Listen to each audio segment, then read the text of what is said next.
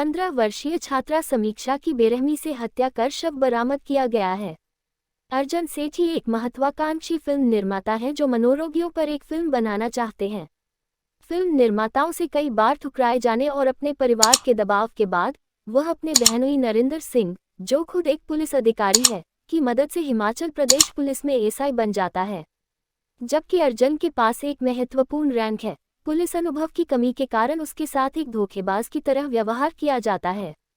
वह अपनी बहन सीमा, नरेंद्र और उनकी बेटी पायल के साथ रहता है।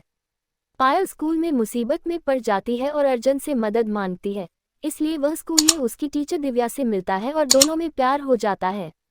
वह दिव्या की सुनने और बोलने में असमर्थ भतीजी इति से भी दोस्ती करता है। इस बीच अर्जन एक स्कूली छात्रा अमृता के अपहरण की जांच करता है।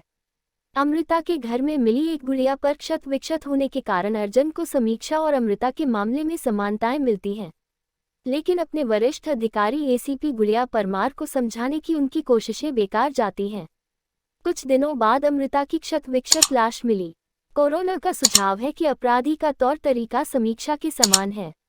अगले कुछ दिनों में दिव्या के स्कूल की कोमल नाम की एक और श्रवण बाधित लड़की का अपहरण कर लिया जाता है और उसकी हत्या कर दी जाती है। खोज की ओर जाता है पुरुषोत्तम तोमर। नए स्कूल में एक शिक्षक पायल में नामांकित है। पुरुषोत्तम तोमर एक पीडोफाइल है जो लड़कियों को फेलेटियों में मजबूर करता है।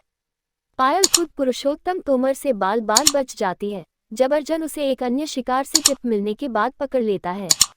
पुरुषोत्तम तोमर एक यौन शिकारी होने की बात स्वीकार करते हैं, लेकिन हत्या के आरोपों से इनकार करते हैं।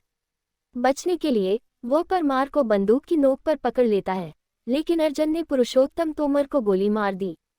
उसी दिन पायल को उसके जन्मदिन की पार्टी से घर से अगवा कर लिया जाता है और अर्जन 2 दिन बाद उसकी लाश को उनकी कार की डिक्की में पाता है।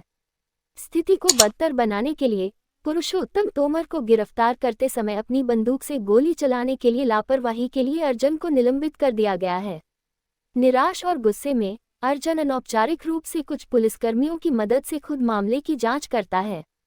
कोमल के हियरिंग एड से एक ऑडियो क्लिप ढूंढते हुए वह एक महिला जादूगर पियानोवादक एग्नेस को पियानो की धुन का पता लगाता है, जिसने सभी पीड़ितों के स्कूलों में प्रदर्शन किया था। अर्जन ने अपने निष्कर्षों की जानकारी एसएचओ परमार को दी, जो उस पर विश्वास करते हैं और मामले पर उसे फिर से नियुक्त करते हैं।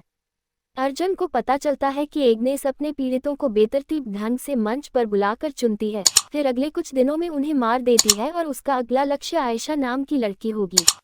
वह आयशा को चेतावनी देने की कोशिश करता है, लेकिन लगातार निगरानी के बावजूद उसका अपहरण कर लिया जाता है। अर्जन और उसकी टीम उसकी लोकेशन ट्रैक करती है और आयशा को कत्ल होने से बचाती है। एग्नेस भाग जाती है और दिव्या के घर जाती है, जहां वह दिव्या पर हमला करती है और इति का अपहरण कर लेती है। अर्जन एग्नेस को पास की एक परित्यक्त इमारत में ट्रैक करता है और पता चलता है कि एग्नेस एक आदमी है। वह आदमी खुद को एग्नेस का बेटा क्रिस्टोफर बताता है, जिसे अन्य पीड़ितों की तरह एक युवा लड़की की हत्या करने के बाद कई साल पहले गिरफ्तार किया गया था। क्रिस्टोफर ने खुलासा किया कि उसे प्रोजेरिया है और जब वह छोटा था तब उसे तंग किया जाता था। एक युवा लड़की सोफिया, जब वह छोटी थी तो उससे दोस्ती हो गई, लेकिन जब उसने उससे अपने प्यार का इजहार किया तो उसने उसे अपमानित किया। एग्नेस ने कुछ समय बाद सोफिया को अपने घर आमंत्रित किया, जहां एग्नेस ने क्रिस्टोफर को उसे मारने में मदद की। एग्नेस ने हत्या के लिए दोष लिया, लेकिन उसके गुजरने के बाद क्रिस्टोफर ने उसके रूप में तैयार होने और अन्य लड़कियों को मारना जारी रखने का फैसला किया, क्योंकि वे उसे सोफिया की याद दिलाते हैं। अर्जन और क्रिस्टोफर लड़ते हैं, लेकिन इति के लिए धन्यवाद, अर्जन उसे नीचे ले जाने में सक्षम है। दिव्या अर्जन की सहायता के लिए आती है, क्योंकि वह और इति क्रिस्टोफर के शरीर से दूर चले जाते हैं।